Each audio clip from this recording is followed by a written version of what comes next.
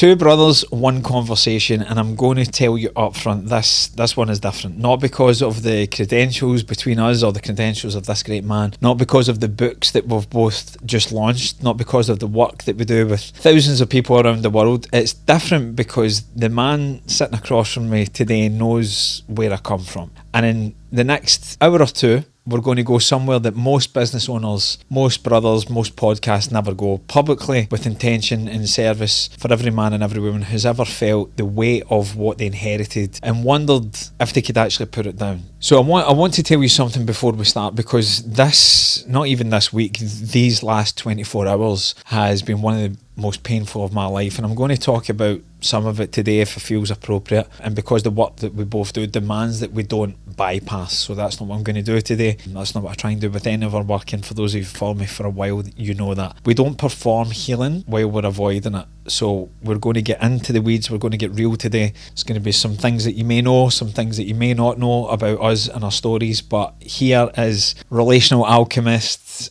world-renowned author, teacher, healer, expert in the field of relationships, my brother, the man, Stefanos Sifandos, who wrote the foreword of my book. Welcome to this Trusted Soul Experience, brother. Very, very excited for this one, folks. Let's go.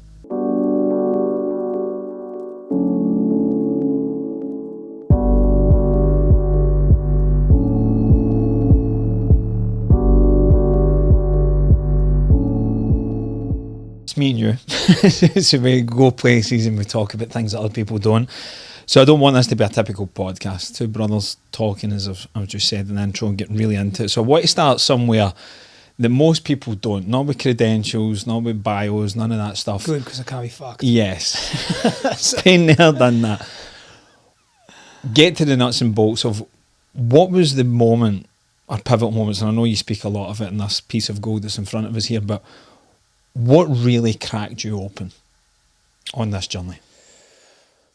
Oh, man. I mean, it was a conversation I was having, I think the beginning stages of, oh, man, I mean, how far back do I go? You know, I think about this often. I don't think there's ever a one single catalyst or one rock bottom moment. And I don't think any of us experience that. And when we look back in hindsight, we can see all the moments that could have been the catalyst or could have been the rock bottom moments. And I think even though those opportunities weren't taken in my life and in many other people's lives that have that experience, I still think they live in the potential of a rock bottom moment, or they live in the potential of a tremendous catalyst, right? And I think they're equally as important, because if they don't happen, even if you miss them unconsciously, right? If they don't happen and that experience doesn't land in your nervous system, then the thing that is the catalyst doesn't ever occur. Like, it's almost like, you know, I don't know in your life, but I'll use my mum as an example. Like, she would say something to me over the years, and then I would go to her and I'd say, "Hey, Ma, you know, I'm going to do this thing." She's like, "I've told you that 1,000 times." But if she hadn't told me 1,000 times, it wouldn't have landed to be open in that moment, in that time and space, to then actually receive it and do something with it. So when you ask that question, and I'm not trying to avoid the question, I can very clearly say, hey, over 10 years ago, there was a moment between me and my partner at that time where she discovered that I was cheating and there was infidelity, and that became the moment that really, really started breaking me open. A lot of shame came up, a lot of memories that I'd repressed from my childhood came up during that period of time, especially those first, say, few months of us trying to get back together and trying to make it work and seeking outside help and all of that. And that was a big moment. That was a big realization for me, where I'd actually come face to face with, you know, those shadows that I was repressing.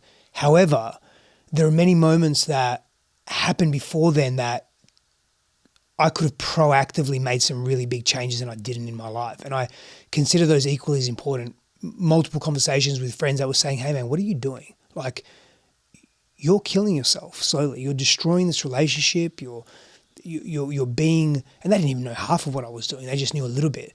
You're being completely disrespectful. Like, what are you doing? And I didn't meet them with humor or a nonchalant attitude. I just didn't have the courage to actually change, right? But I realized something needed to change, and I wanted to, but I was too addicted to my patterns of avoidance. And so, you know, I would say some of those catalysts go back to when I was 16, 17, maybe even younger. But I never knew how to be with the possibility of doing something different and actually facing myself. I just wasn't mature enough. It wasn't my time. I don't want to make excuses. It just didn't happen. It didn't happen until my very early 30s. And that was, and then I went very deep down the rabbit hole. Yeah, you did. For a number of years. Yeah. And I still am deep down the rabbit hole. But just the intensity is very different. You know, the game now is very different. But yeah, it was intense for a long time, as you know. Yeah.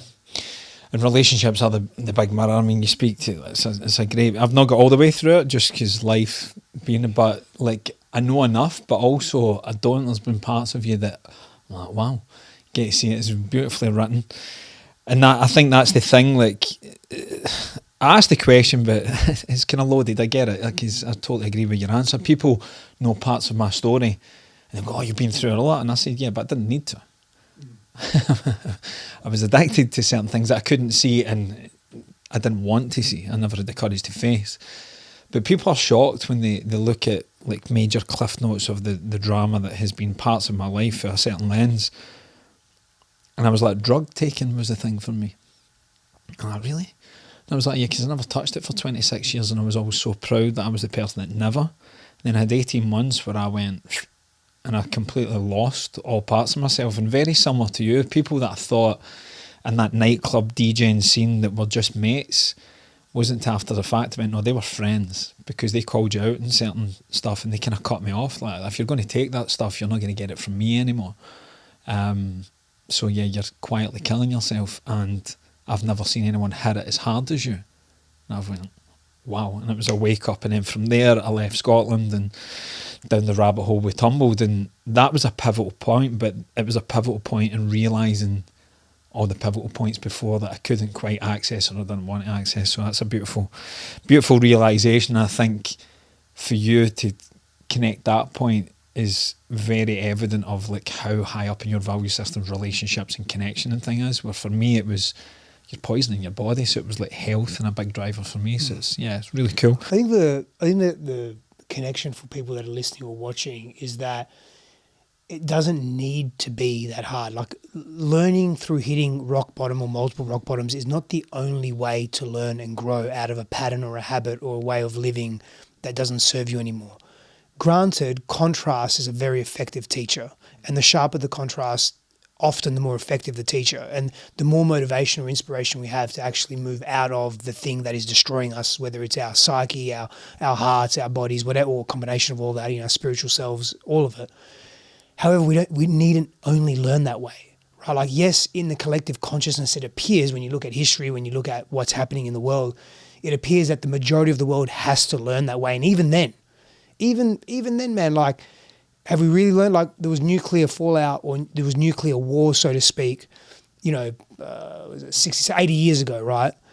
But have we really learned from that when we're constantly threatening it as a macro society? And so, again, even that, like in your own life, you don't have to learn through such extremes. And I say that, you know, sort of pot calling the kettle black here because I tend to learn that way. And I'm doing my best to, you know, I guess what the Buddhists say in some respect is like, what's the middle path? And must you experience the extremes or just know them in the periphery to actually choose the middle path? And maybe that's a really mature, evolved disposition that we're moving towards as a humanity, as a collective, but I think it begins as us as individuals, right? 100%, but even what you're saying from historically to the individual, why? I mean, we can, and we'll talk about this in great depth about shadow work and all the other things, but shadow work can be addictive. It certainly was for me. I was like, how dark does it have to go? Like, you forget to create from joy and peace. So why is it, as a species, as a society, is it just purely biological that's inbuilt in us that we're more,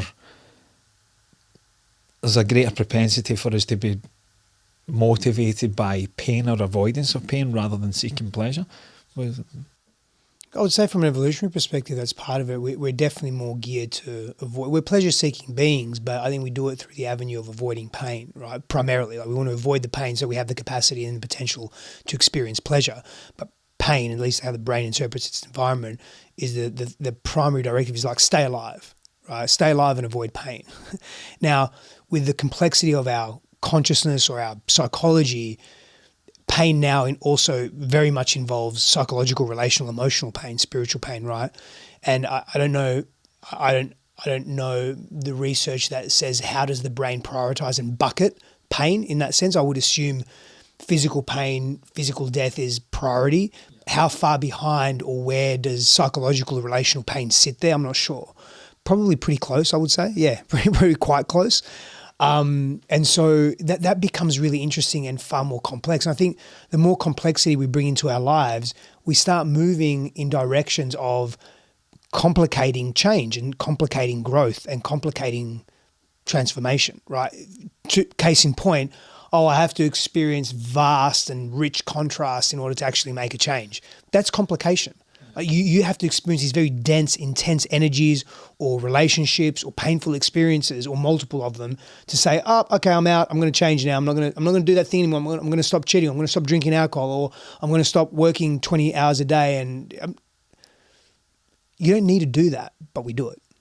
So maybe, to answer your question or to explore that deeper, maybe it is an evolutionary imprint upon us. I don't think it's just that. I think it's an opportunity. And the opportunity is to actually look at the way we largely do things as individuals and as a collective and say, oh, well, what's the possibility of something different? What does it look like? That's the opportunity. So what's been the opportunity? Let's tie it in for anyone that's just, if you've been hiding under a rock, you don't know who this man is. Like, are you even on social media? Firstly, guys, don't listen to him. He's a brother and he loves me, and he's just very biased. No, I'm Scottish. I'm truthful. Subjective, yeah. It's subjective truth to your subjectivity. Yes, right. But what's been the opportunity from your experience and your pain? For anyone that doesn't know, what do you do, and why do you do it? I think there's two reasons why I do what I do in the world.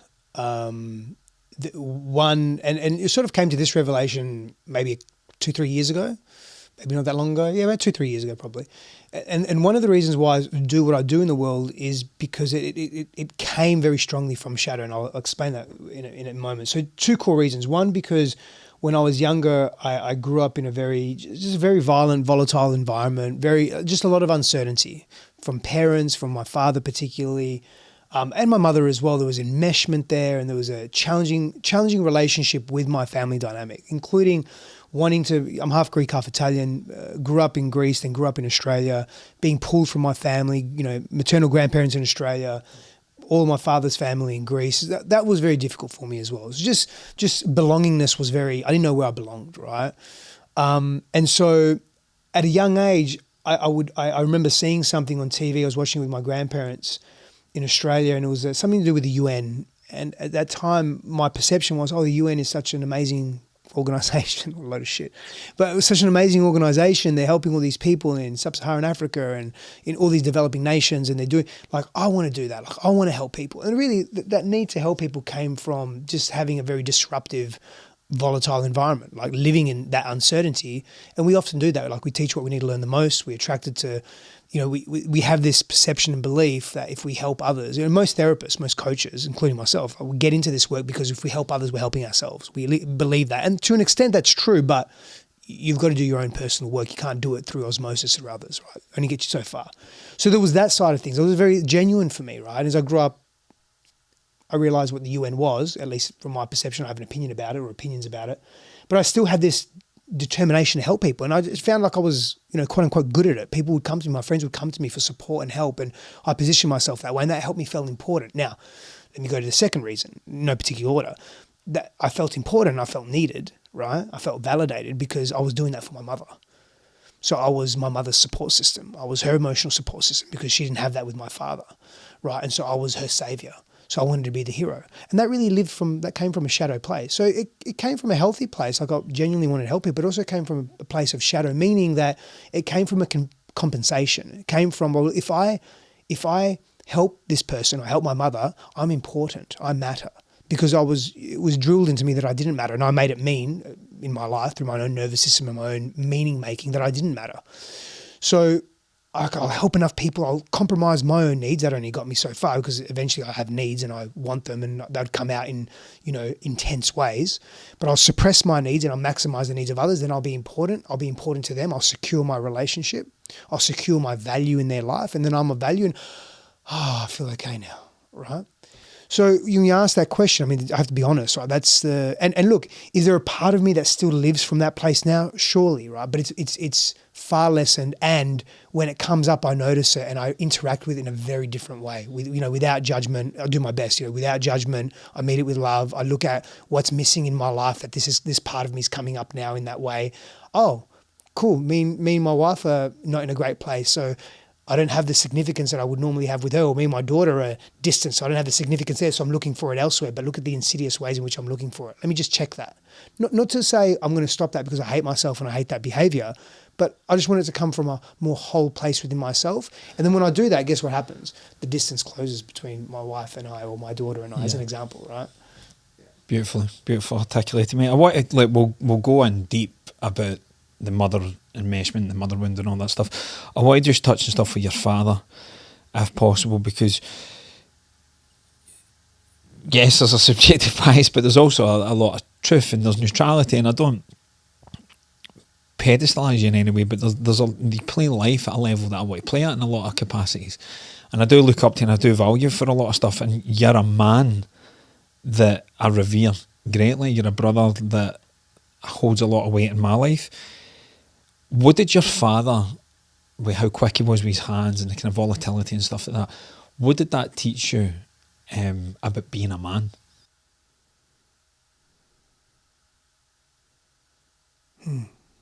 I've never been asked that question before. I have given thought to what my father is, but very specific. It's a very interesting question. I mean, it taught me a number of things, I think, both, on the spectrum of quote unquote positivity and negativity, right? Or productivity and not productivity. Meaning, my productive contribution to society, to my life, to those around me. I mean, it taught me to be quick with my hands. It taught me to be quick with my mouth. It taught me to be hyper defensive. It taught me not to trust men, people, just really anyone, right?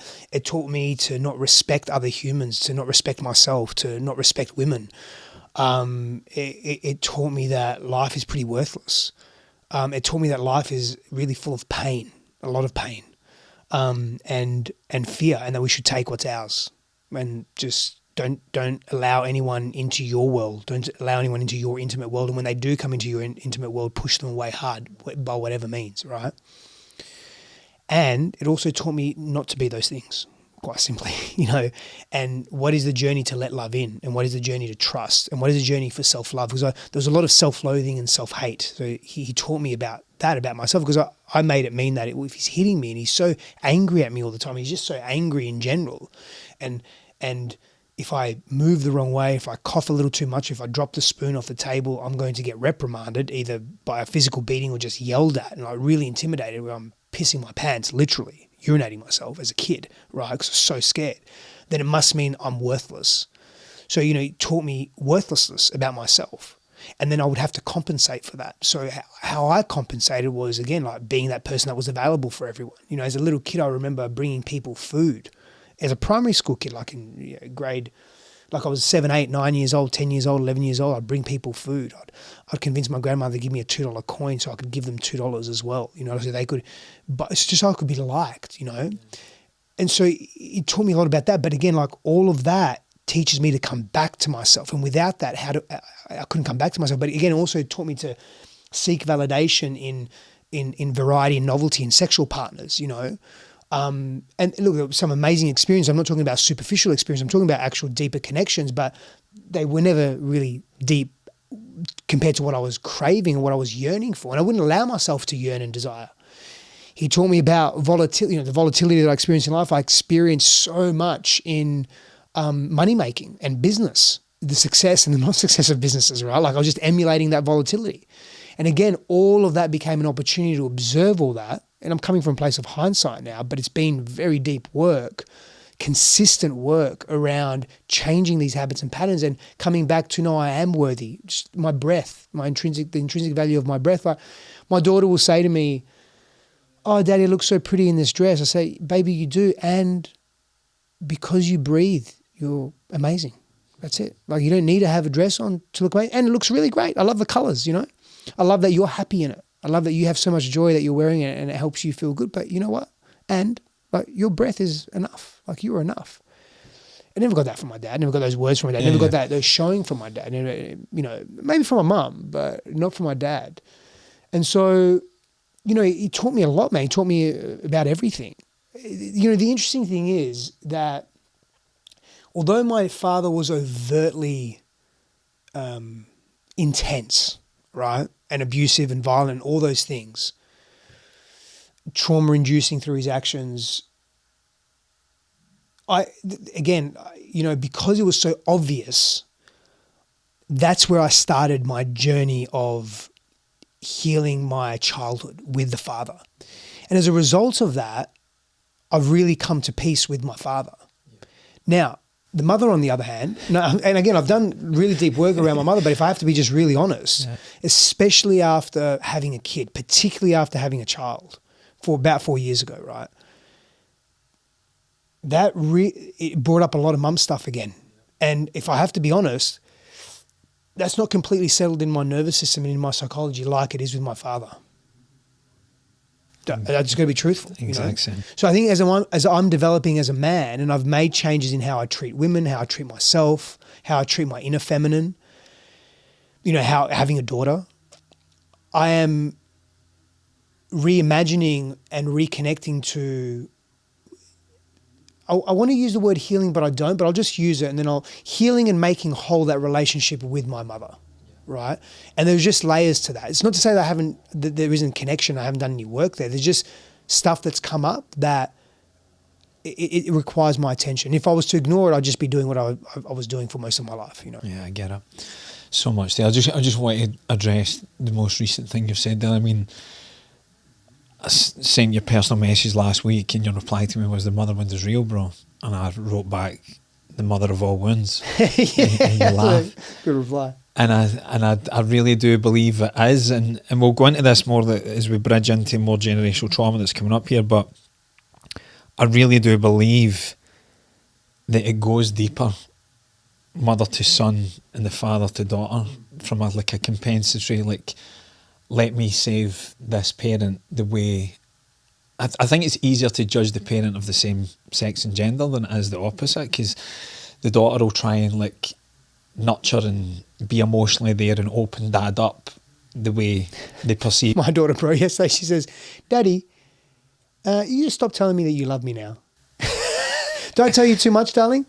Yeah. What about tonight? Can I tell you tonight before you go to bed? Mm-mm. She's got such a strong spirit though, bro. Very sassy, bro. Yeah, she's gorgeous. She's amazing. Love her to death, man. And yeah, it's just been an observation. I haven't read it from any book. I haven't studied it. I've not researched it. It's just that I've watched it. I was like, wow, this really crosses over.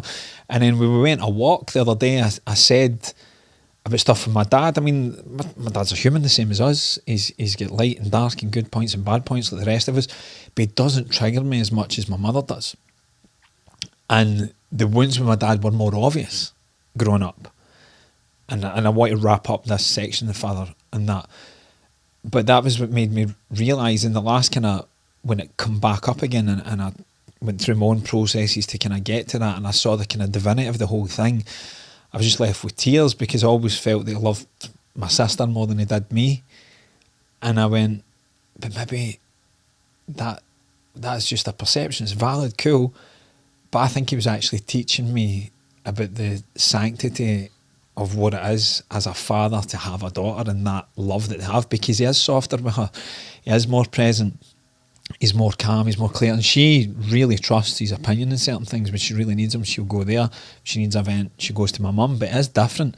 But I think he's just been showing me, because I do think, God willing, touch wood, that is my path. I think he's actually been preparing me from a deeper level, but obviously to get to that level we need to deal with the weeds in the beginning. It's not easy, and consistency, the word you said, I think is so important.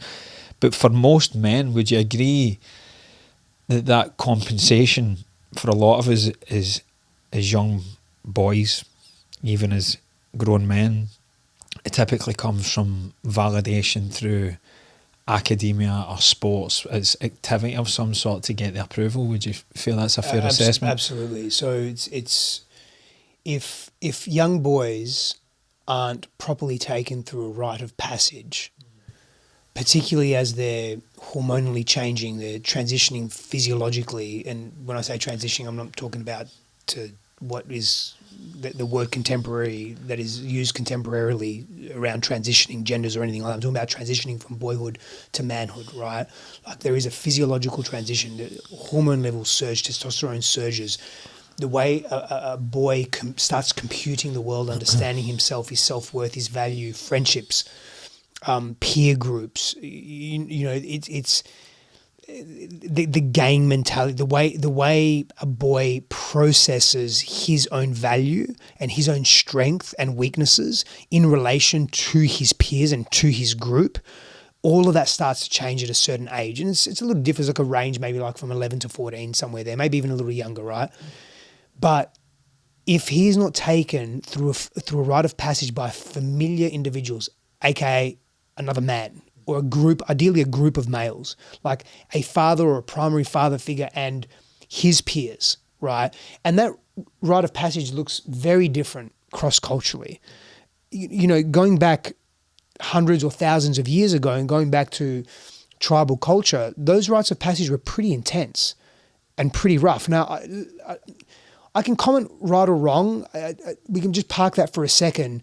But there are elements of a rite of passage that are required to make it a rite of passage, right? Challenge is part of that. Solitude and or isolation is part of that. Deprivation of some sort of what's familiar is part of that. Could be deprivation from the mother. Like the mother needs to let that boy go. That's part of that rite of passage, right? The father needs to let that boy go. It's part of the rite of passage. Deprivation could be no food or very little water, or the amenities that you're used to are taken from you, right? Uncertainty, mystery is part of that. These are sort of pillars of that rite of passage, and that needs to be deliberate and intentional. That's another pillar. When we don't have that, and I'm not making this up, like I'm from wonderful scholars who are way before me, right? Standing on the shoulders of giants when I say these things. I think there's a lot of value in those rites of passage. Now, if boys don't have that, which vast majority of Western civilization, most civilization contemporarily doesn't have that, right?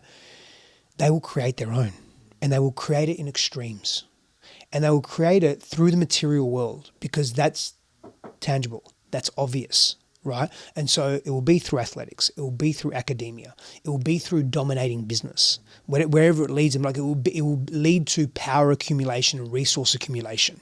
Whatever validates their existence and their worthiness, it will be harnessing a specific skill set or a set of skill sets where they are the best. They have to be number one. So hyper competitiveness comes in, but as a compensation. I'm not saying competitiveness is bad. It's necessary and it's great. I love it. But it comes in as a compensation. The come from very much matters. And so when a boy doesn't have many things, but when a boy doesn't have a rite of passage that's deliberate, and there isn't a connection to healthy male figures, he doesn't know how to be with men as an adult. He doesn't know how to be with himself as an adult because he's a man as well. And he will seek compensatory ways to prove his worth in the world. And it's largely unconscious. You hear this so often, man, like the star football player still looks to the crowd to see if his dad's watching.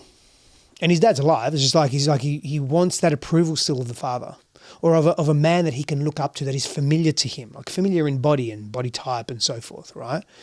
And so for me, that question of compensation comes to how is that young boy brought up? How does he detach healthily from the mother? Does the mother encourage that and allow that to happen? I met someone the other day. It's a beautiful. So I was very impressed, man. And all things are being equal when I say this, right? Like she has a 13 and 11-year-old, and she is divorced, and they are very amicable. Her and her ex-husband, right? And they got two beautiful boys. And they live in separate places, not super far. They're in the same state, but just quite far from each other. And she made the very painful decision because he really wanted to be with his boys more, right? Like he's like, age, I need them. And she made the very painful decision to let him have them full time. And it's not because she doesn't want her kids, or they have a very amicable, very beautiful relationship, right? But she knows that they need their father in this very critical time. So of course she sees them. Wherever she is, like she's an amazing businesswoman. She'll fly back for their games, for their stuff. Like wherever she is, she prioritizes that, and she sees them very often. But primarily, they are with him. And I thought to myself, wow, what a selfless act. So rare in the modern world. And I don't think it was part conscious, obviously, but it was just this drive that she knew she had to do that. And I gather as well, like, you know, part of that was because they had a great relationship, ex-husband and like they were amicable, they were connected, they were communicative, like, and he's remarried and all of that.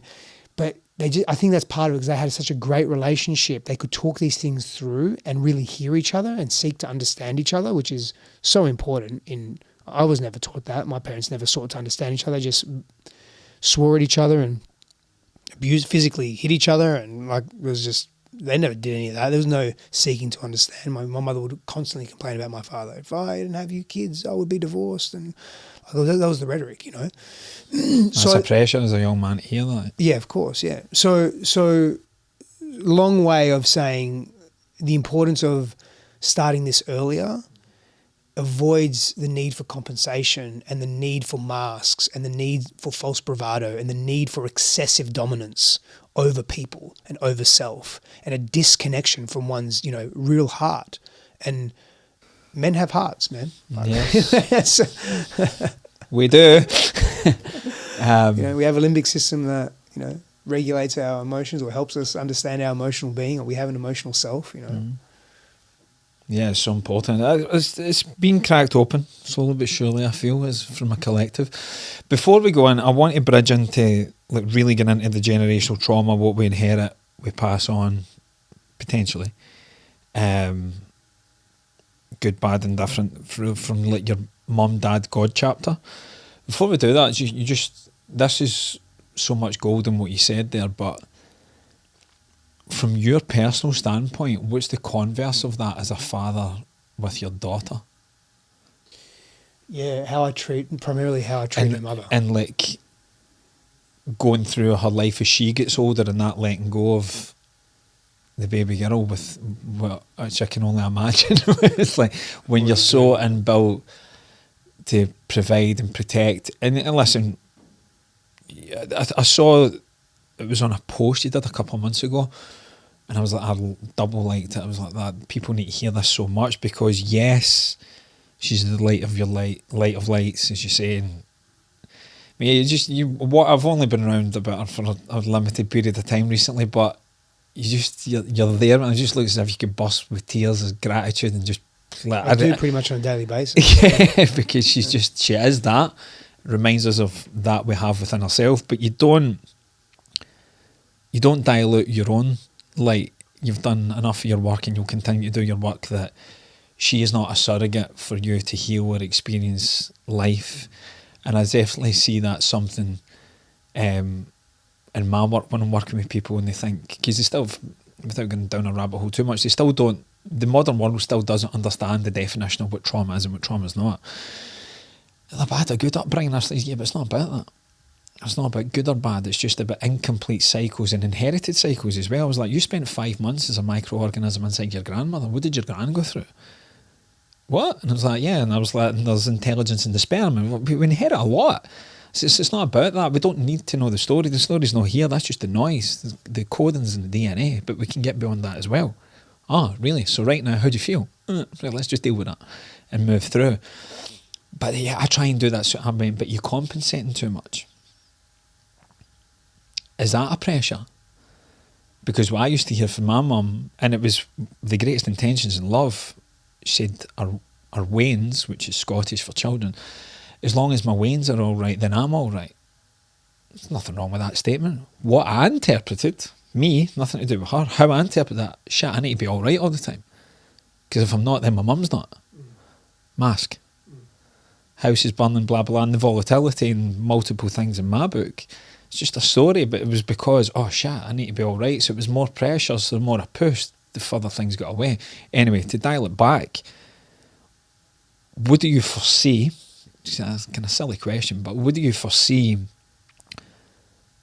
how that's going to look for you as Athena gets older and she grows up, and the finding that sweet spot of, I'm your tree, my dear. I'm always here. But you can fly without me. Yeah, I definitely notice, codependent tendencies that I have. But I'm also pretty diligent and disciplined and stubborn in knowing, quote unquote, knowing enough to take action to not say things like what your mother said to you, right? Yeah. And albeit innocent, right? Yeah. But to be very mindful and articulate of that. And as much as it may hurt me because of my own codependent patterns or all my healthy desire to protect and provide and so forth, I personally know how much I value freedom, and her ability to be in the world and in the way she wants to is more important than my need for security or insecurity that I have or anything like that. So I'm constantly orienting towards what's best for her. What do I need to do to be best for her right now? Do I need to be impatient? Probably that's not going to help, right? So what's best for her upbringing, right? But also in doing so, by default, I'm not just asking that question for her, I'm asking that question for me. Because it serves me less to be impatient, it serves me more to live from compassion and curiosity. And personally, and I think just generally speaking for all of us, but personally for me, that's really helpful because I grew up with such harshness and I can be harsh and rigid. And so softening those edges is actually really important for me. So, osmosis, relationships are reciprocal, unconsciously and consciously, we're growing together, But I am the adult and I'm the father, I'm the parent in that dynamic. I'm sure we wear many other identities, but in that moment, I've got to be the one that's more mature and responsible. I can't expect her, even when she's 25, I can't expect, I can expect more from her, so to speak. I can have preferences around how she behaves because she's very different to being a 4-year-old. But right now, I'm the adult. So it's my duty as a father and as a man, as a person that holds more maturity to practice more maturity and help her just be maybe some bumpers in her bowling lane, but just let her be, man. Let her bowl. Let her roll, yeah. Beautiful, man. As hard as it is sometimes. Yeah, I can only imagine.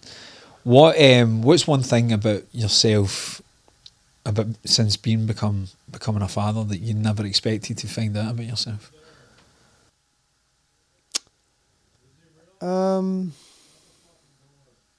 That's interesting. I mean, some of my more intense traits have definitely been amplified, like my impatience as an example, right?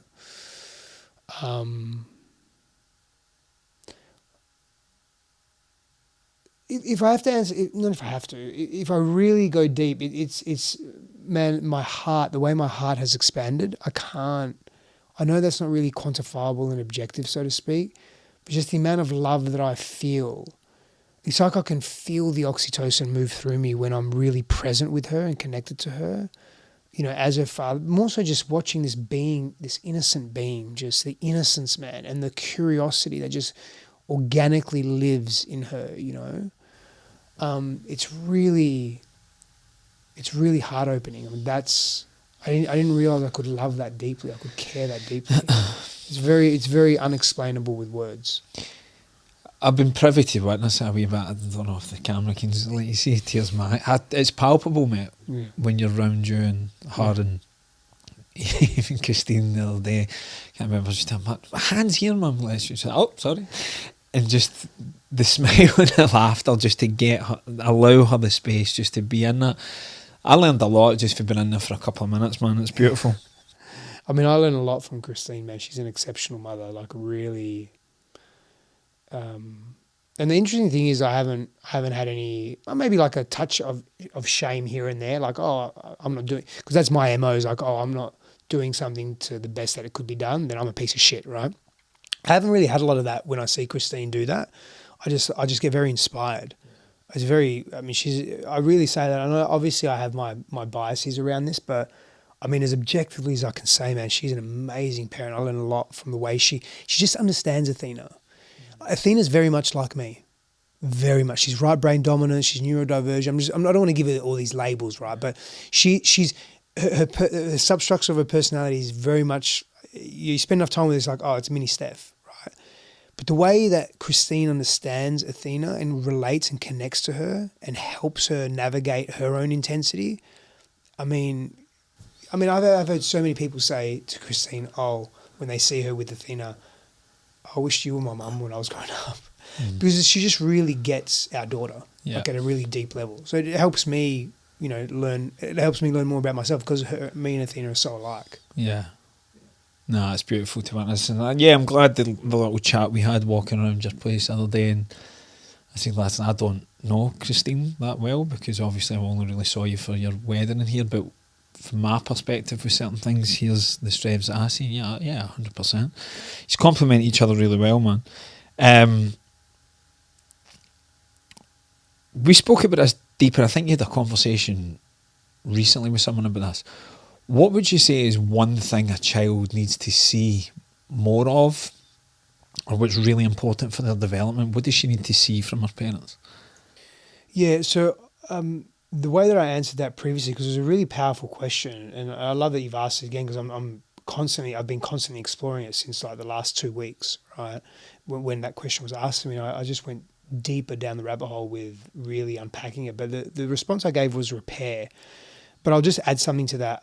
And I think specifically and I touched on this earlier, but a daughter witnessing her father, like how Christine and I treat each other very much matters, but how I treat Christine in front of Athena very much shapes what Athena believes she will deserve growing up and what kind of man and masculine presence she attracts, what kind of relationship she attracts. And then rupture's okay, man. Like conflict's okay. Obviously, there are degrees of that. Like there's a point where conflict isn't okay. Obviously, I'm just stating the obvious. But conflict is okay in relationship. But how we repair really matters. I believe the foundation that lays for our children. Well, let me just talk about myself for a second in the sense that, like, if I had witnessed repair growing up, right? Like if I had witnessed repair, like genuine repair growing. So in other words, two people wanting to be together, being as a team and a family unit and getting that energetic from them and watching them repair when there was conflict would teach me that it's okay to be disconnected. So I wouldn't have to compensate so much with pleasure, like greater the pain, greater the pleasure. So whether it be alcohol, I hit alcohol really hard for not a long time, but a number of years, or sex, or women, or whatever it was. Like I wouldn't have to compensate so much because I would believe I would not only believe it consciously through my psyche, but in my nervous system, repair's okay. Like repair, there's no problem. Conflict, no issue. I don't have to escape it. I can be right here with it. It's okay. But because my parents constantly escaped conflict, they would have conflict and then constantly escape repair, I should say.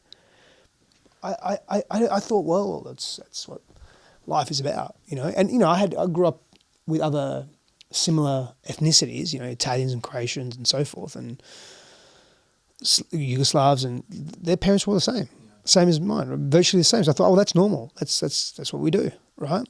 So repair, it gives you self-esteem. It gives you communication tools. It gives you an ability and a resilience to stay in and work stuff through and know that it's possible to do so. It helps you articulate your communication and your thinking and your feeling. It helps you connect more to self, to be more aware of what's happening inside, to be more tuned to your own nervous system, your own emotional body, to be more self-aware, to ask more questions, to access more compassion, because you're witnessing that growing up. That becomes your norm.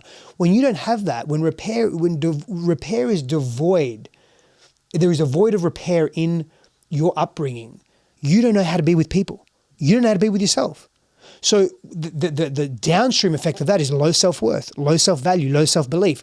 The then effect of that is more compensation, whether it's video games, whether it's working really hard, making lots of money. Nothing wrong with making money and working hard, but the come from is from this place of I'm not enough, or I don't even want to be with myself, so I'm just going to be in the world and just do all this shit and, adrenaline-seeking activities. My hypothesis is that I would say 90% of all extreme athletes have had some unprocessed, unresolved, pretty intense trauma. At least their nervous systems are interpreted that way. Their psyche has made meaning of it that way. And that's a massive escape, right? So that's just my hypothesis. I should look into that. I've been thinking about that for years. Yeah, but you've worked with enough high-performing athletes, mate, and you know through the martial art worlds. I don't know any fighter Yeah. that wasn't bullied. Yeah. And then you go deeper into the bullying, there was violence or aggression or volatility in the home. Yeah. Everyone. Yeah. I don't know any. Yeah, neither do I. Yeah. And both and I have been around a lot of fighters. I mean, just back in Australia, you know, when I was younger, I was exposed to the only pro boxing club that was in Perth at the time, and I was training their fighters in some conditioning and doing body work with them, and you know, a stack of fighters go through there, and it wasn't just fighters going through there. I mean, the guy that ran the gym wasn't exactly, you know, quite upstanding citizen. I know who you're talking about. And so, you know, like, and like I said to you earlier, like, people just confide in me naturally, you know. I learned a lot about people. I mean, I learned a lot about people living, and that's another thing. Like, you asked me about what my dad taught me. You know, like, my dad he was involved in stuff, right? And so I was exposed to very interesting characters growing up as well. You know, as a young adult too. And so I learned a lot about the extreme versions and expressions of human beings too. You know, he taught me that. He exposed me to that. Helped me be more street smart, so to speak. You know, I think that's a very valuable tool. I think the modern world, the way things are going, 100%. Man. What would you say? Because I think so many people are going to hear that and go, yeah, it's okay to have disagreements. It's okay to have disconnection, periodic disconnection, for as long as you want to reconnect. Like, we can have disagreements, but it doesn't need to be disrespect. What would you say is the best or the top ways that people can have repair? Because I'll give you a tangible example. Like me yesterday, I had a very, very turbulent 24 hours. And again, like you, I've been consistent with the work and been doing it a long time, and I'll never ever stop. So you can kind of see things without being the thing. It can just be there, and you can put it in line of traffic of what needs to become at the forefront. And Samantha was going through some things, and I said, I never said it, but my intention, but I think I broke it down to you, was if I'm being unpopular in the immediate necessity of this potential crisis, I'm okay with that. This isn't a time about you being avoidant and you need space to process and I need communication, and it's just, this needs fixed now. And as a man, I think that was quite healthy. And actually, she had an amazing conversation this morning. Said, I'm deeply overwhelmed. I'm sorry for that yesterday. I said, listen, it was not appropriate then, and it's not even appropriate now. It's not about going deeper into maybe a relational, avoidant, anxious attachment stuff coming up when we're triggered. It's just it was a thing that needed care in the moment. We don't need to go any deeper. But her vulnerability and willingness to process that. And then she's a little bit anxious. She's reading into me this morning thinking I'm giving her one-word answers. And I'm like, no, darling, I'm just on the phone and I'm trying to let you know I'm here. And she's like, oh. And I was like, I said, plus also though, I'm trying to gauge when you need space and when you don't. She went, I don't think this is a time for space. I said, I completely agree. So that was growth from her, because I gave her the thing that she needed, and in that she'd come back with humility of, listen, I'm sorry if I get these kind of things wrong. So obviously there's avoiding and anxious things that play out as well. For people listening to this, what would they say is like baseline foundational things that we can get in that can have repair, without coming from like a need to fix and bypass things for like a quick fix when we actually haven't given it enough time to sit in it. But then we stay too long, where that can create a bigger gap, and then in time can actually widen. What's the sweet spot, and what's some? Sure, I'll give you like a 4-point framework that just could be useful, just for simplicity's sake, right? So I think, and I'll elaborate on all of them. So agreements, radical ownership, do your inner work as a foundation, and then tools, right? So let's just look at tools and agreements first. So agreements are, how do you want to argue? Just consciously, when you're in a regulated place with your partner, with your friend, with whatever, like, if this, then what? Like, it's just how do we want to argue? Do we want to scream at each other? You don't have to have a decibel reading in the house or anything like that, but like, how do you want to argue and do conflict? You know? Now that comes, all these are interconnected. Like, doing your own inner work means that you know your triggers. You're aware of yourself, therefore you can take radical self-ownership. So doing your inner work, you may say, Samantha may say, yeah, well, I know I'm anxious. Like, I have an anxious attachment style. Like, so cool, you guys get to agree. Like, a tangible example could be, well, you may be avoidant, and your shadow go-to is like, get the fuck out, I'm out of here. And hers is cling. So where do you guys meet in the middle? In terms of when conflict arises and you start feeling tension, and you guys want to do the things that you normally would do when you were 5 or 6 or 12 or whatever, how are you going to do it differently? So there's an agreement in how you are, and you got to meet those, you got to honor those agreements. And the radical self-ownership is like, oh yeah, I raised my voice, I'm sorry. Fucking admit it. It doesn't matter. Like, but again, you got to do a substantial amount, continued inner work to get beyond your ego, right? Tools, an example could be NVC, nonviolent communication, the Imago dialogue. Like, how do you guys want to communicate? How do you want to actually talk with each other? Do you want to seek to understand, be empathetic, give feedback, actively listen, repeat back what they're saying? It's part of the Imago, right? NVC, do you want to communicate in more objective language? Again, it's not cold or anything like that or brittle. It's just, you're removing the meaning making and the story making around it, and you're just saying, hey, observation, this is what I observed. This is how I felt. You're not making it about them like, oh, you did this and it's your fault and now I feel because you made me feel that way. No, I just feel this way.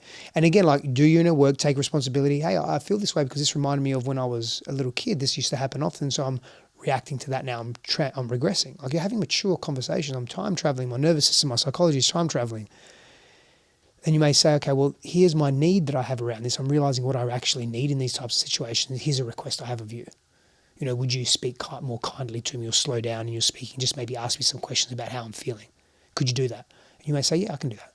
So now you're communicating in a very different way, right?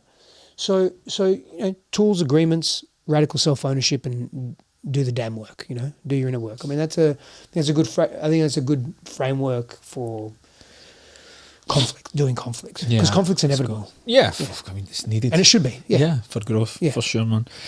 Just before we go on to the next section, when we're talking about generational trauma and things coming in, and all these are ways how we can heal it in the moment, because it's within us.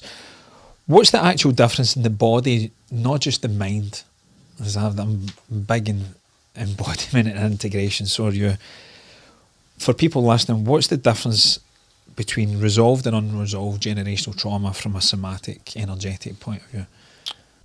The unresolved trauma or the unresolved intensity that lives in our nervous system is hypervigilant, very defensive and very reactive and hyperprotective. In other words, you're going to avoid conflict. You're going to avoid meaningful conflict. So you may literally just shut down, stonewall, check out mentally, or physically leave the space, or you'll be highly argumentative, highly defensive. You raise your voice, try and get power over, right?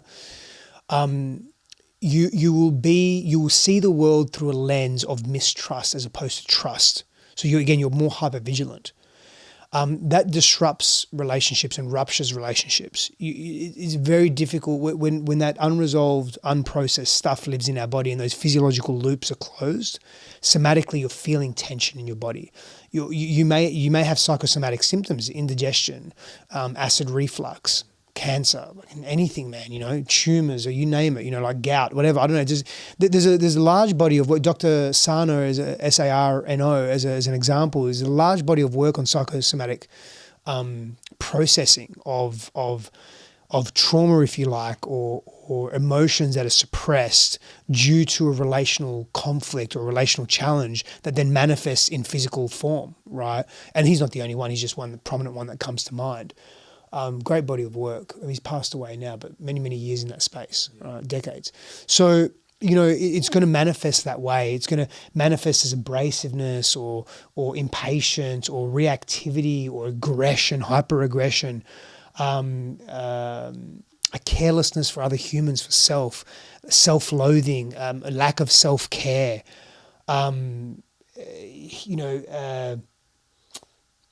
insecurity about self that is compensated for, anxiousness in terms of relationships, like I need this person, like higher levels of codependence. When we've got unresolved stuff, we're very codependent.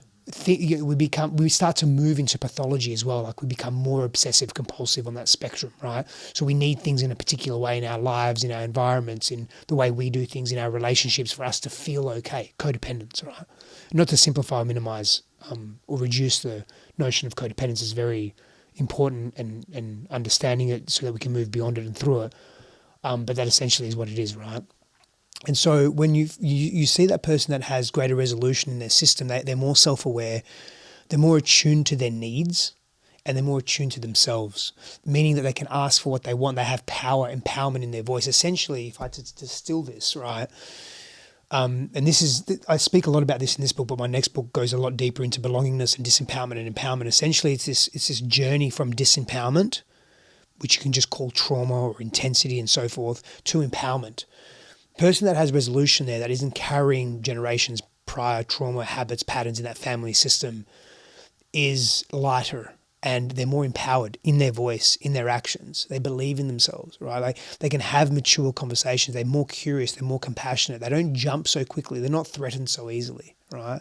It's like you see, pro fighters as an example. Like they're facing off with each other, and someone throws something, they don't flinch. They're just regulated, man. They're cool. They don't need to flinch. They know.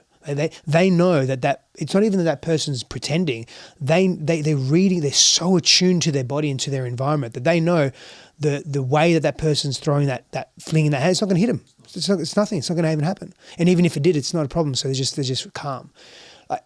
From a relational and sociological perspective, like that's where that regulated person comes in. So they're more regulated, right? They're more attuned to nature.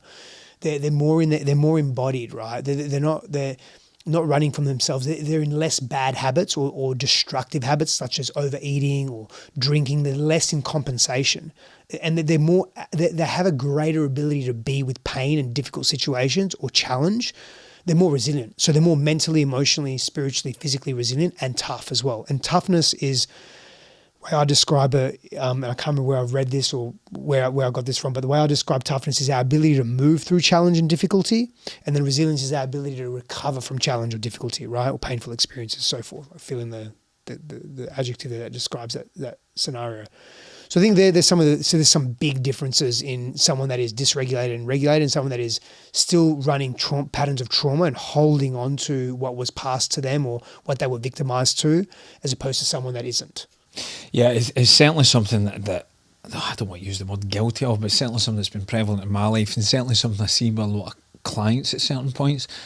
Trying my best with how our program's set up to avoid that and teach them other ways through actual visceral experiences. But I was like, labelling your patterns and moving through them are two very different things. And when the world of this information where people, that's because I'm avoiding it, or because of this, or that my love language hasn't been met. You've got to feel what's been unfelt. That's a big that's a big distinction as well between someone that's embodied and disembodied, or regulated, dysregulated, or trauma driven and less trauma driven. Is you've got to feel what was unfelt at the time of inception of that intensity, right? Because that's the thing that's stored in your body that's keeping you hypervigilant, that's keeping you risk averse, that's keeping you not trusting, that's keeping you choosing the same men or women that are just no good for you, right? Or not aligned with where you want to go and who you want to be and who you are. And so you've got to feel it. And it's not to repeat the patterns of the past and keep retelling the stories, although reframing and retelling stories plays a critical part in the healing and wholeness journey. But often it's prioritized too much at the beginning. It's more towards the end, not the end, but the end of that cycle, so to speak. You've got to feel. You've got to let go. For me, it's very simple. The prey that escapes the predator in the wild, if it escapes, will go shake. That's it. Get it out. Urinate. Yeah. Dump those stress hormones. Go on about its business. We don't do that. The tremendous advantage we have, but also disadvantage, is this complex psychology that we have. So we suppress and repress. But that lives in us. It lives in our cells. It lives in our physiology. So we have to move it through. It's very uncomfortable. We want to avoid it like the plague because it's very uncomfortable. And like we said at the beginning, we're pain-avoiding, pleasure-seeking beings. But that's where relationality comes in. That's where working with someone, being supported, it takes a village to raise a child. Like, get your peers around you, get them witnessing you. There's something very special that happens when you are witnessing your vulnerability and your shame and your pain and your expression of that, and you're met with love and endearment and connection. And hey, give me more. I can hold you. I got you. I love you. Like that's really that's healing, man. Like that's wholeness. Like that in and of itself. Like that happens. I mean, you don't need to go to years of therapy or even years of healing, so to speak. Again, everyone has their own path, and sometimes we need that, and sometimes others don't, and there's no rhyme or reason to it. It's some unknown forces that I say dictate that or drive that. But my point is, it doesn't have to be that arduous forever. Yeah, and a lot of it's just replicating the unconscious of it goes back to, like, if we never had repair, if we never had co-regulation as a kid, then we're going to be harder to self-regulate, but at the same time, everything your father never gave you, he gave you, because you faced it. Very well said, yeah, for sure. How would you, in your words, mate, how would you define the mother wound and father wound in simple terms? Because it's very, I think, loosely, again, it's part of labelling the thing, and sadly part of my family stuff is when she hears that term, my mother, she thinks I'm blaming her for everything. I'm like, no, I'm talking about the wound that you carried and then played out in certain ways that then did become that, but again is a beautiful opportunity, and it's been some of the most mystical aha moments of my life, is seeing the divinity and the purity and the gift within that. Took a lot of pain to get there, and as you said, it's a constant doing that. But she hears the term, and it's... Why are you telling her? No, I'm not. Oh. She sees it in my social media. Yeah. And then she personalises it. Yeah, and then she attacks me on social media. And I'm like that. Oh, but when goodness. she's calm over... Like, Yeah. my mum's very dialed in, mate. Yeah. She's very attuned, to be honest, and there's something about that. So in those moments, she's very threatened. The Balkan, and that's the thing that comes up. Yeah. Like, she's not an angry person. You look at her, you think she's angry. Underneath the anger is she's just afraid, mate. Because she's not had a healthy male really in her life, other than elements of my father when he's came along. But again, what I witnessed was scream and shout and be the loudest. That's how she gets her point. And my dad would just shut down and be passive aggressive and sarcastic. And I'm like, I don't want to communicate in either of those ways. Have I done both? Yes. Do I continue to do both elements? But I try and catch it as early as possible. It's definitely not the driving factor. So I'm not telling her, because I've tried that. Because that was part of perpetuating my wound, was, well, maybe if I educate her, maybe she'll get it, maybe she'll understand, maybe she'll change. I'm still trying to, like, do my work through saving her. That was my part, and I don't do that anymore. So she just sees it, and the book coming out has been public. Oh, there's he shaming her family. I'm like, no, like, read the book. It's actually the polar opposite of that. Read the second page. It's dedicated to you guys. Read the last page. There's acknowledgements. My name's not Connor. My name's Mark. It's an autobiographical fiction. There's things been shifted, but there's been key elements and pillars that I'm not going to not tell the truth on parts of my story, because that perpetuates the wound where I don't speak up. And then that metaphysically, cancer, Lyme's disease, anger, all the stuff that I've had, I'm not prepared to do that anymore. So I'm not telling her, but she's just seen it and she runs with it, and it's a threat. So, all that being said, what's your definition of the mother wound and the father wound? So firstly, they're just for people's information, they're not clinical terms. They're not clinical diagnosis by any means. I think they're very real lived experiences that can occur for so many of us, right, as children, and they're passed down because so much of what we experience is unconscious unless we choose to change it. Doesn't really change. So I think there's some we can just call it the parent wound to start with, general, and then we can just sort of branch off, right? So I think what defines that parent wound is mistrust, disconnection, a lack of safety, a lack of availability, a lack of being seen, rigidity, hyperintensity. Those are the sort of the some of the ways to describe that wound, right? You just can't trust your parents. You don't feel safe in their presence, right? If we get a little more specific and just to really, not to reduce it, but just to simplify it, right? I think part of that, and it can change a little bit for fathers to boys and fathers to girls and mothers to boys and mothers to girls, but essentially there's a distortion in the way the mother nurtures that creates a wound, right? I mean, same could be said for the father, but we'll just create some distinctions. So the way a mother nurtures is distorted, unhealthy, and there's a couple of ways that can go, and I'll give you examples in a moment. And then with respect to the father wound, it's a lack of safety and structure, right? A lack of safety and support, if you like, right? Reliability and availability, presence. So with a mother, in terms of distortion of nurturance, it can either be devoid of nurturance, where there's a almost like an evolutionary expectation for that to be there. Where the suckling on the mother's teat, so to speak, physically and emotionally, right? Or it's overbearing. It's overbearing. Like there's emotional enmeshment there, entanglement, parentification, emotional incest, if you like, right? So it's two extremes, totally devoid or too much, too little, too much. And then with the father, examples of that are there is no discipline and guidance, especially for that little boy. Like he can't rely on his father. His father's not a really healthy figure. His father's not invested in his life, doesn't really pay attention, is unavailable, is volatile, unpredictable, doesn't have other male role models in his life either. So that boy can't pull from anything. He becomes disoriented, And as a girl, maybe that father's just emotionally unavailable, just doesn't pay any interest, or is abusive or invasive even as well, But again, it's not to say that a mother can't be sexually invasive or emotionally invasive as well. Through emotional incest, she can be. So there's just some distinctions in some ways that I would see that. We spoke about it with your dad earlier, and for the father wound in men, primarily sports, academia, business, action orientated. How does the unhealed mother wound typically look in a man's life?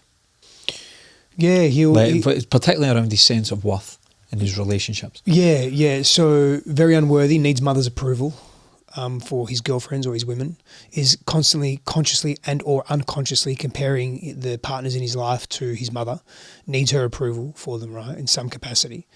Has an alliance or has a what's that word? The word is eluding me. He prioritizes his mother's needs over his wife's or his partner's needs. Is a word there. It's you get the point, but it will come to me. It's like an allegiance, right? Like he prioritizes that. He doesn't trust women, so he wants to be in a relationship, but can't fucking stand being in a relationship. Doesn't trust them at all. Will probably go to prostitution and superficial relationships like one night stands and so forth. Non-committal. That's another way it shows up. Has a deep visceral hatred and anger towards women. Doesn't respect them. And these are more extreme, but then there's degrees of that, right? Like everything lives on a spectrum. So there's degrees, just think of degrees of this, right? Insecure and uncertain within himself, doesn't know how to approach women, doesn't know how to be in relationship, overgives, so is that people pleaser and that nice guy, that can come up as well. Or is the tyrant, right? Like just dominates women.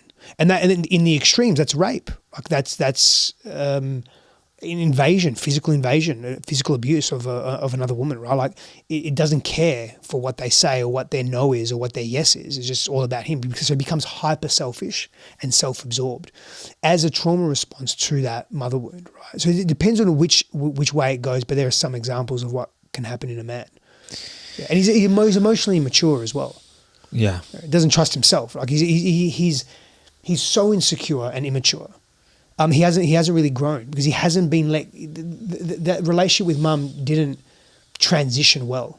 Yeah. It didn't transition in that rite of passage that was required for him to individuate. So he's not really individuated either.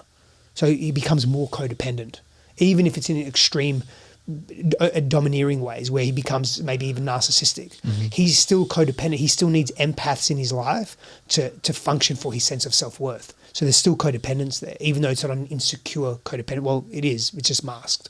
Yeah, beautifully answered, man. You talk about this in the book when you're talking about grieving the parents we never had. How does that process look for people? Because the beautiful thing about these kind of conversations in the world that we live in, it's definitely becoming more mainstream, for the want of a better word. It's been more accepted of this as a thing, and not to perpetuate the the name, blame and shame game. I'm this way because you made me that way. That's not healthy. That's not what it's all about. It's just going, wow, but like there's such a pressure on women. To me, the mother wound is very simply when love came with conditions, and how can it not in our human form? So we're seeking this thing, especially as men. It's the whole like Tristan and Israel, and the whole like it's the archetype that we have of what women should be. And of course our teacher of that primarily is our mothers, and they are but human. They're not going to be able to complete all that, and especially if they're carrying their own unresolved father wounds and mother wounds, they haven't felt loved no matter what, so they can't give what they haven't had to a degree, because the contrast obviously is like, well, I'm going to learn that as much as I can without blaming or perpetuating. So that grieving process, like grief itself, is very complex and multi-layered, and I know there was a 5-stage model, and then she developed into the 7 stages of grief. But what would you say to people in terms of like grieving our parents specifically, not even if they're physically still here? How do we grieve the childhood we never had healthily, so it's not a place of sustaining the blame? One of the access points to that is inner child work. So it's connecting with the parts of your psychology that experienced that pain and experienced that level of disconnection, and then giving them an opportunity to be in their voice. So giving yourself as an adult self an opportunity to almost embody that little one through parts work or inner child work, specifically Gestalt style therapy as an example of a modality. Even through hypnosis is another way to do it, through somatic work even as well. A combination of all those things is to really allow that little one to feel what was not felt, to express what would you have done as a 7-year-old boy that was witnessing mum and dad fight if you were empowered. So you layer that level of empowerment over that disempowered self, and you're almost rewriting history. You're rewriting your nervous to some degree, while you're also feeling and expressing what feels trapped inside, what intuitively and intrinsically you know you to do, but you weren't empowered enough to do it. There's a lot of power that comes with that, right? Now again, I'm simplifying something that's quite complex and also, it takes time, but that's an avenue to take for sure. And again, like, I want to remind people that seen in the 25 years I've been working with people and in my own life, there is tremendous freedom and intimacy and connection and reprieve and spaciousness in the body, in the self, in the consciousness that comes from allowing oneself to go where you couldn't go before because you were just too young. You were helpless and hopeless as a kid. Like, think about it, man. We're the only, one of the only species that, I think the only species that come out with, if we're not supported, we're dead. We need years of support, otherwise we'll die. Our brains are so underdeveloped when we come out of the womb. And so we are hopeless and helpless. And if we are in an environment that is also hopeless and helpless, and we're going to pick that up. We're going to be that. And so we have to, I'll use the word undo. We have to unravel and undo that as adults. It's our responsibility. And it's a beautiful one. It doesn't have to, it's lifelong, but it doesn't have to be lifelong, if that makes some it makes perfect sense, mate. I say to people, like, people when they start this work, and I've definitely said this catchphrase a few times, does healing ever stop? And I was like, yeah, I think it just changes definition. It just becomes living. There's a time for being in the shadows, and there's a time to be in the light. It was like, it just changes, but that perpetual seeking was a partner of mine. It was like that. Like, I think you just get to that place of healthy acceptance. So with this unravelling and undoing, it's a rhetorical question to a degree, how important and essential is it for a conscious relationship if you either A, haven't done that before entering into a relationship, or B, see it very early on, it doesn't need to be early on, but see it and actually commit to doing something about it? Does a conscious relationship continue to elude? Does it stand a chance without healing these deep generational? It doesn't stand a chance without a baseline. And I go deeper into that in the book as well. There needs to be a baseline done of self-awareness, self-reflection, inner work, release work, somatic work that prepares you for the at times tumultuous, turbulent nature of what a quote unquote conscious relationship can be, right? And I describe what a conscious relationship is, and my definition of that, and what it looks like, and what it can look like in someone's life, and so forth. And but you're going to grow together in a relationship. Like Christine and I arrogantly came together thinking, oh, we've done so much in the work, and then 4 weeks later we're in it, but I will say that the level of inner work we had done prepared us to be to be in that together, right?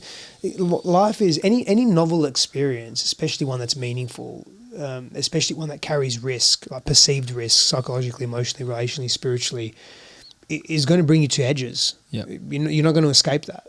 You can go and be a monk and escape in the mountains. There's nothing wrong with that. I was wanting to choose that path many times, but I also realized that for me, that was just me escaping again. I'm not insinuating that's for everyone. Like we need those people holding it down, right? Those anchor points holding it down in our consciousness, in our collective consciousness. But that's honestly an easier route. Yeah, to avoid. Yeah. Yeah. It's no different, like moving to Tibet and sitting in lotus positions all day. It was, for me, I went, because I contemplated going to India and doing all that stuff as well, and I was like, it's no different for me getting lost in the dance floor for 4 hours, like taking ecstasy. It's the same, like, let me escape this reality because it's too painful. You said something like borderline provocative in the book, which I love, when you said, you don't care whether couples stay together or not. I don't. Can you go into more of that? Yeah, I don't care if you stay together or if you split apart. No one will decide that but you. However, don't leave too early and don't stay too long either, right? So in other words, just be committed to the thing that you're committed to, but don't just be committed to it verbally and then stand in it. Actually do something about it. Like seek help, seek support, seek counsel, help people see the forest, your forest through the trees that you can't see, whether it's a counselor or a therapist mediated by a group of friends saying, hey man, you got to be treating her a little differently, or hey, you really talk to him like that? Like that's, you do realize, no, I don't. Well, actually from our perspective, so there needs to be accountability. There needs to be accountability and a doing. These things happen through doing, right? And then as a result of that, you get to be differently with each other. Yeah, it's about, to me, it's about growth. That's really what it is. I don't care if you stay together or don't, but can you grow? So if you do split up, have you grown? Have you genuinely grown? Are you choosing the same shit that you chose before? Same kind of partner, playing out the same patterns to the same intensity? Or are you actually being different? Did you learn from that and grow from that? Not just minimally, but meaningfully. Yeah. Then, great. Not all relationships are meant to be together forever. No problem.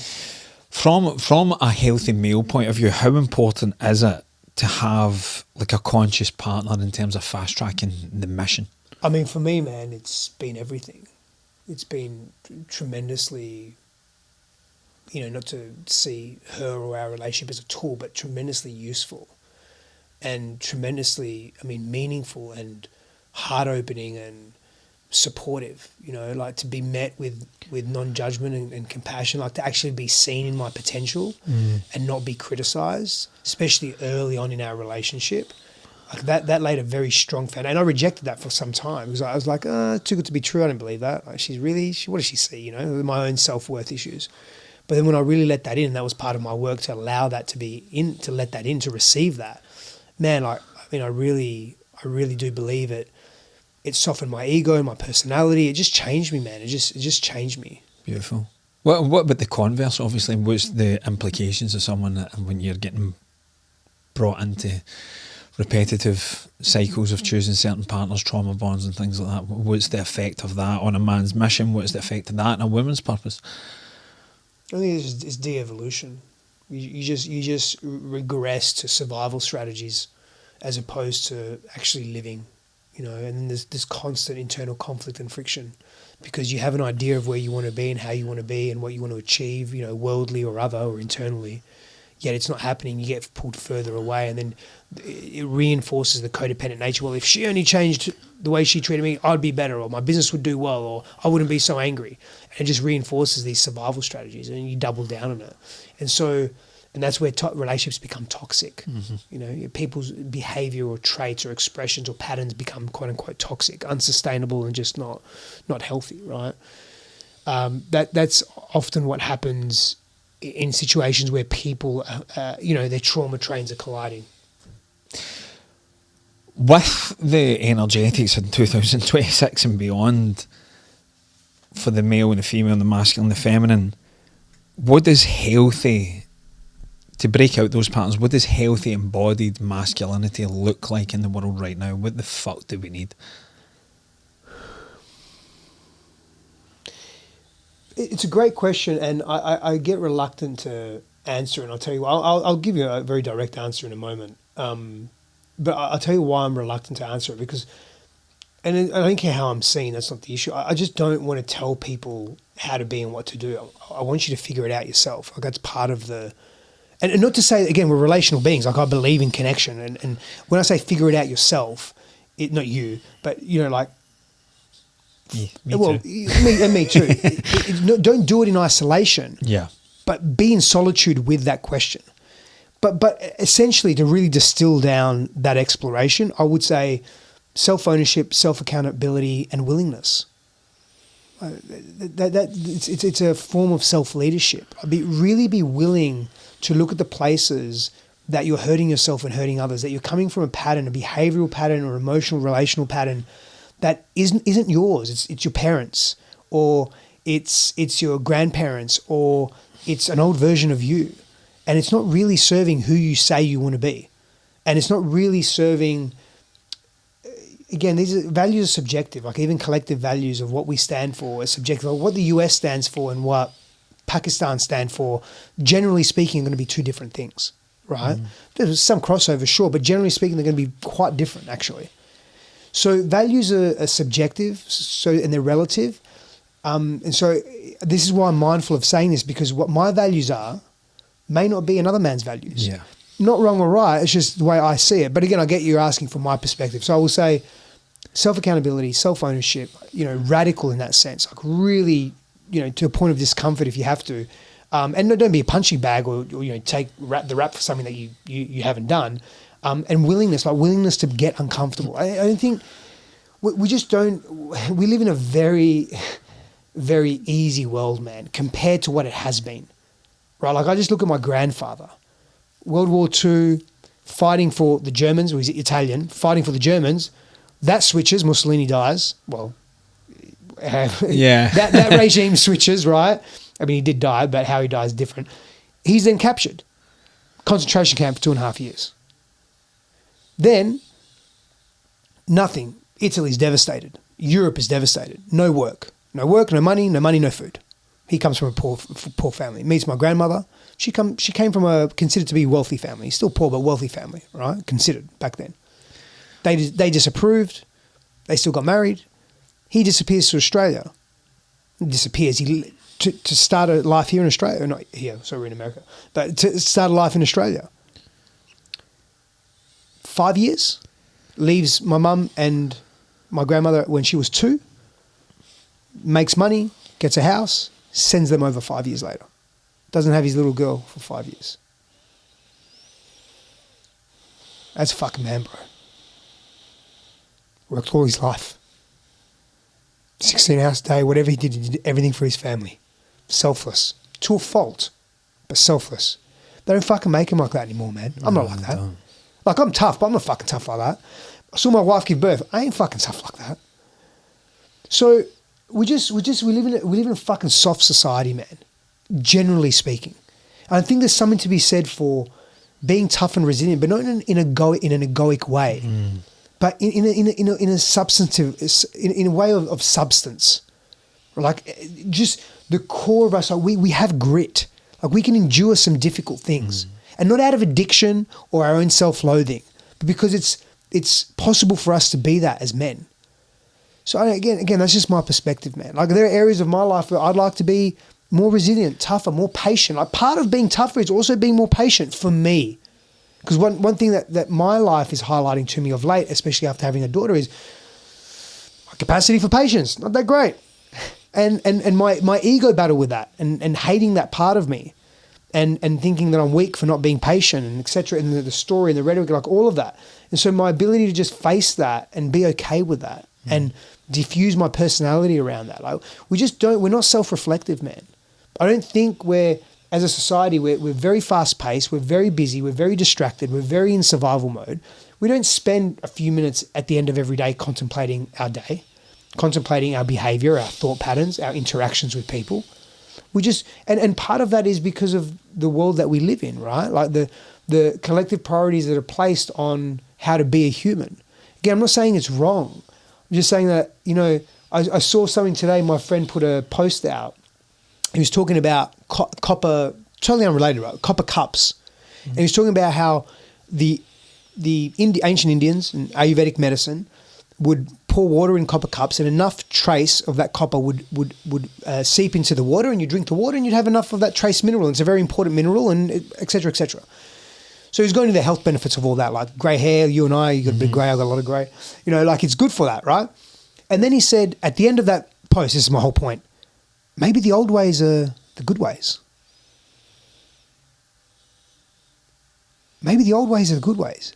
I can't, what was his name? I can't remember what president it was. Oh, I should remember what president it was of the US. Oh man. Anyway, he was a boxer. He did jiu-jitsu.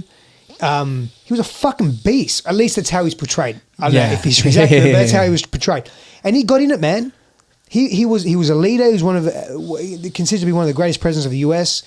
And he was in it, and he dedicated his life to discipline, to being a better human. Again, these are accounts. I wasn't there. I don't know. It's what you read about him, right? The heroic tales of this president.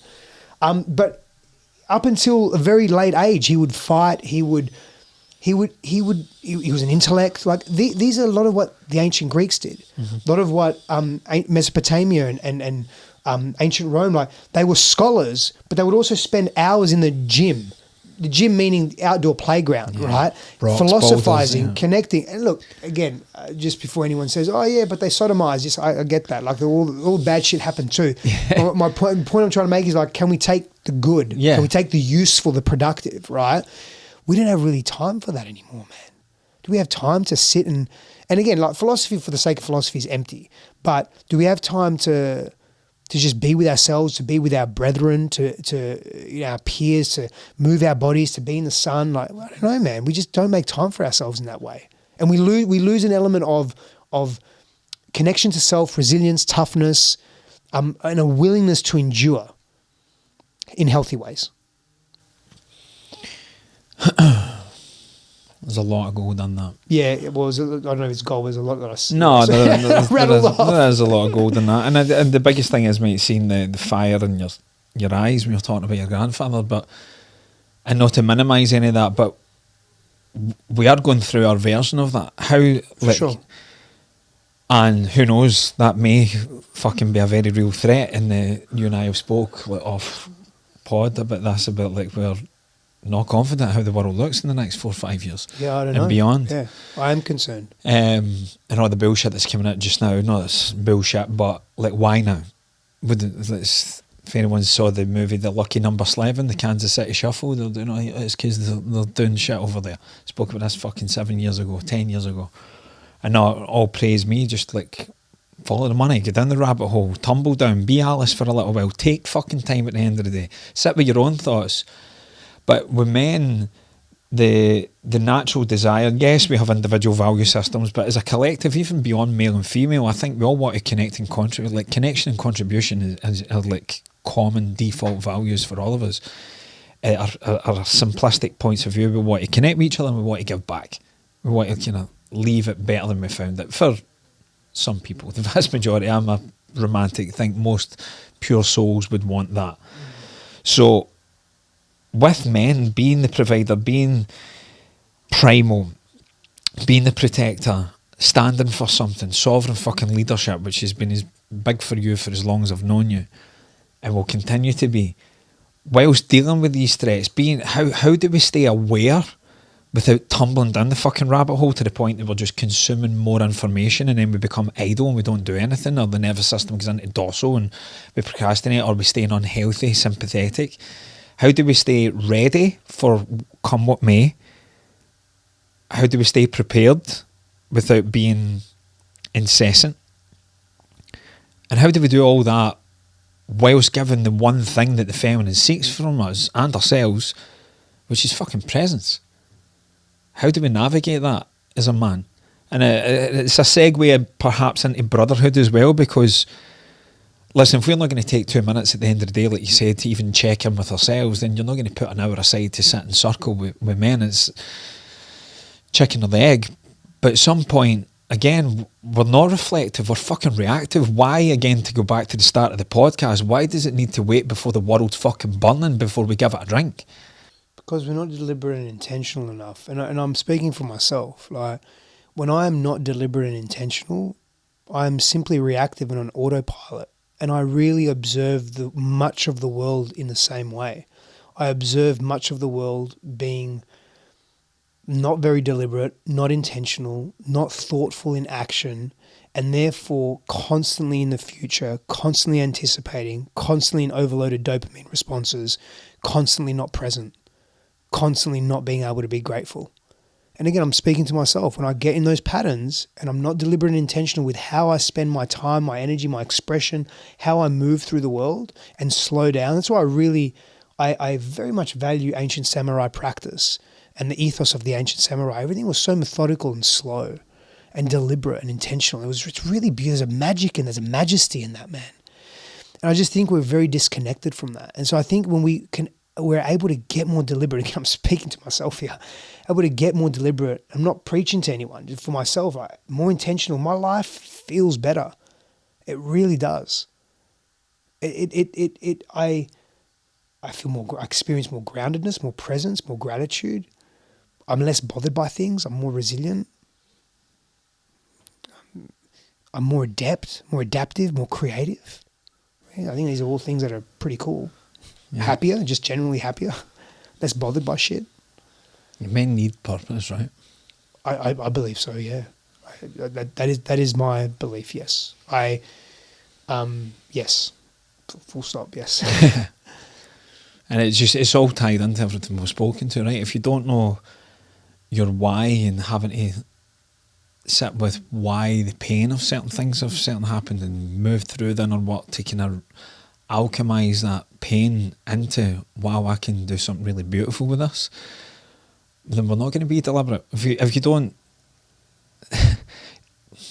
making this up is a bit cheesy, but I don't think we'll have deliberate intention to realise the deliberate retention, what we're holding on to that perhaps we need to let go of, because that's unconsciously where our attention's going. So if we don't go to the past, and certain teachers that will remain nameless, what we spoke about, I think it's a great part of their work is missing. They avoid going into the shadow. It's so necessary, right? Without it, I think we're fractured if we don't. Just a part of, and that's not addicted to the shadow. It's just a part of who we are. Escapism, avoidance, love and light. Yeah. What do men actually need from each other that they're not getting from the world right now? Non-judgment. I mean, just to be met with acceptance. Oh, man, I felt a fucking stab in the heart when you said that. It's so big for us, man. Yeah, non-judgment, just acceptance, man. Just for who we are, as we are. I'm not saying that means tolerate poor behaviour, but just acceptance for our shame, for our past, for, the way that we show up sometimes that maybe is unethical, or maybe that's not the right word, but just out of integrity, or we make a mistake, or but our intentions are to be a healthy human, but we miss the mark, because we're human. That's okay, but just to be met in that acceptance, and that doesn't mean it's support. Like, men just need support, man. I think that's a big thing that's missing. That doesn't mean that there's no challenge on the other side of that to be better, and accountability. That absolutely is part. That's probably something that's missing too, is accountability, man. Yeah, like big time.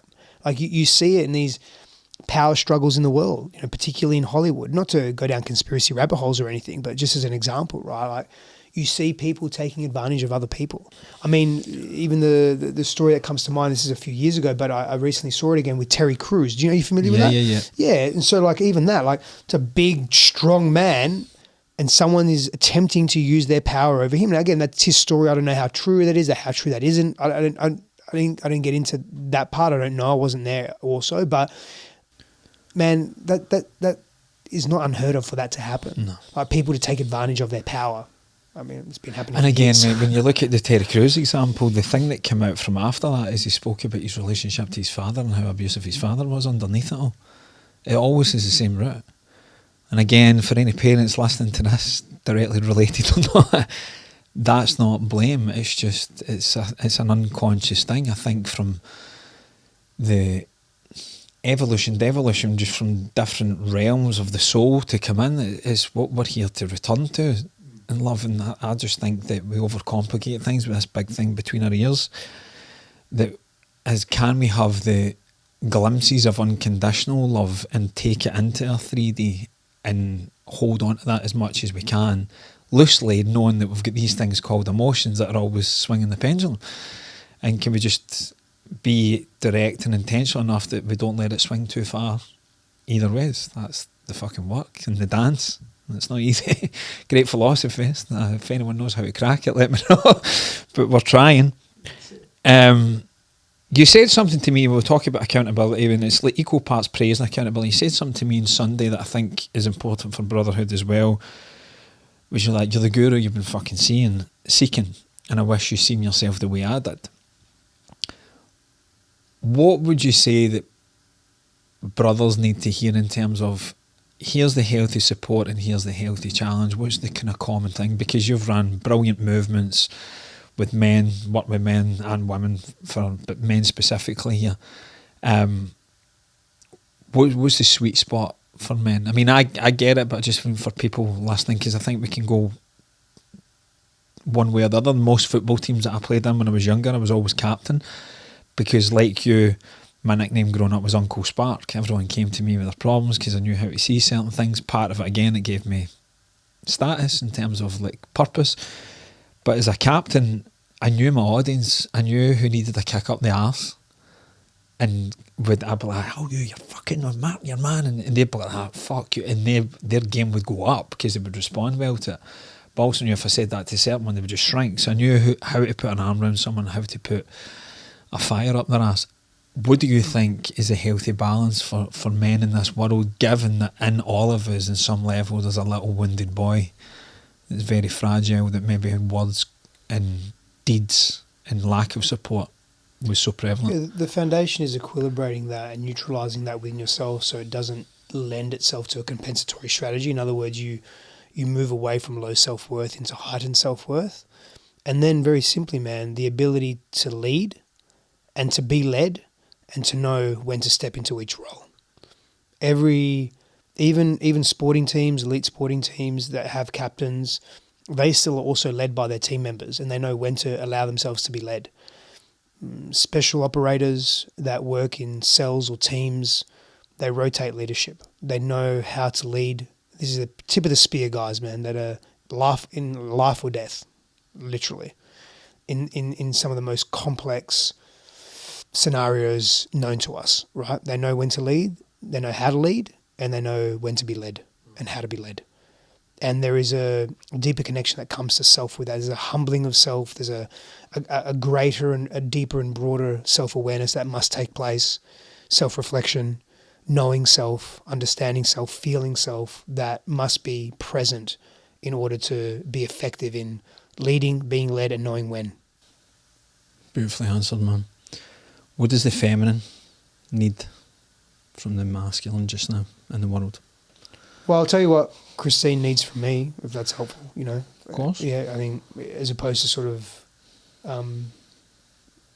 being ground in that statement. It's a great question, but I think this could be more useful. Is her requests from me are consistency, stability and presence. Mm-hmm. And consistency and stability in my own emotional regulation, in understanding how my brain works in certain tensile situations and conflict. Not being so reactive when I may have a problem with something, but addressing it in a more calm and present way, more consistent way in that. Not to say that I can't have my feelings or can't, but not to project and judge and shame, which I can do sometimes. I can be reactive in that way and be big in my energy, not as big as my father or anything like that, but I can be in that energetic, right? So she's looking for more of that stability. And presence, as an example, is like, and it's a really beautiful request she's making, because it's helping me navigate the way that I see the world and the way my brain operates, and having transition time between tasks. So, for example, if I'm leaving work, because I work from home, and straight into dinner with the family, like, instead of doing that, maybe just take 10 minutes to go for a walk or listen to some binaural beats as an example, right? To help my neurodivergent brain just separate for a moment. That helps me be more present.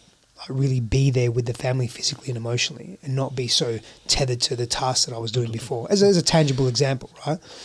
Now, could presence and consistency in emotional conduct and relational conduct be something that the broader feminine is asking for from the masculine at a human level in the world? Possibly. The feminine is also nature, right? The feminine is also deep desire and yearning. What is the feminine yearning for? And the feminine is yearning for many things. We seem to be very inconsistent and volatile and reactive as a society at the moment, unpredictable and uncertain. So the antithesis of that would be probably something that is yearned for. And again, unpredictability and uncertainty is really good, and so is certainty and predictability. But too much of one doesn't work. Out of balance. And I don't think we're harmonized right now. I think we're a little too extreme in that masculine energetic.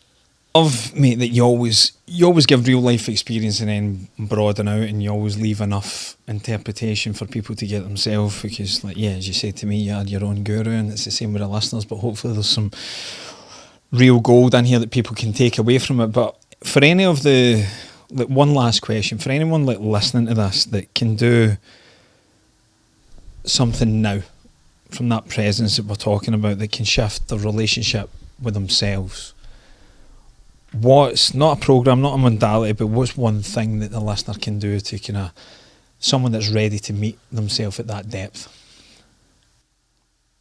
Go move your body in nature.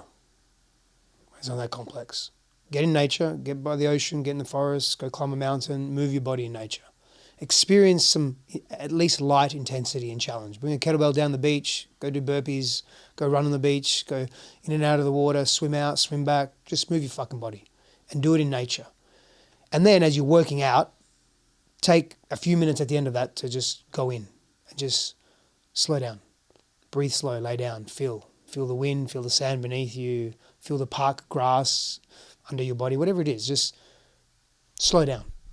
I think that's important for all of us to do as humans, but men particularly, is we just don't slow down enough. And we don't really prioritize our self-care most of the time. And when we do, it's usually from a place of vanity or ego. And I can relate to that as well. So that self-care is nurturing the inner feminine. One less thing for their female counterparts to do. They feel safer, or he's got himself, they open up, we get more. Yeah. Very well said. Okay. That is how you tune in and turn on. So when you slow down, brothers and sisters, please get this book, as you've already heard, if you're tuned in enough. Second book is already coming, deeper parallels, but going there. But such a foundational piece, but also gets so much like deeper things that you're just not going to get on a Google search in there. Please get the book, support my brother's mission, and it will support your nervous system and support your relationship. Yeah. Tuned in and turnedonbook.com. There's a stack of bonuses that you can get. Yeah, and we'll have the link in the description below, guys. 6 years since I've saw you in the flesh. 6 years since I've been back in San Diego, here holding some real grief right now. And it's I don't think it's a coincidence that I'm here, and I appreciate you holding me through it, brother, and everything you do for all of us, man. Love you to bits, man. God bless you. Likewise, brother. God bless you. Thank you, mate. My man. My man. With 1 minute to spare. Oh, that's so good.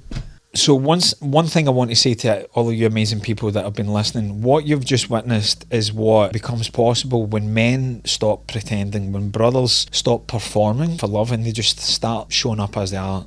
Stef is the real deal, not because of what Hay House says in the back of his amazing book here, not because of the champions and the soldiers that he's worked with, but because he's walked through his own fire and come back out the other side of it. He's come out the other side back to tell the truth about it all. His amazing book, Tuned In and Turned On, is available now. It's in the show notes. Please look below this video and get that. You can also find everything he does at stefanossifandos.com. And if today has cracked something open in you, that's not an accident. That is where the light starts to get in. So please share this podcast, share this episode with everyone. Like, comment, subscribe, all the fun social media stuff. I'm Mark, and this is the Trusted Soul Experience, and we'll see you in the next episode.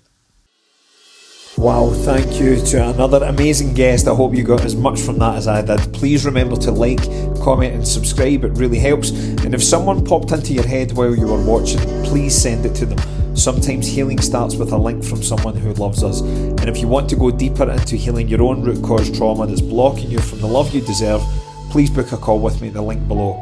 Beautiful souls like yours are worthy of that love. See you on the next pod.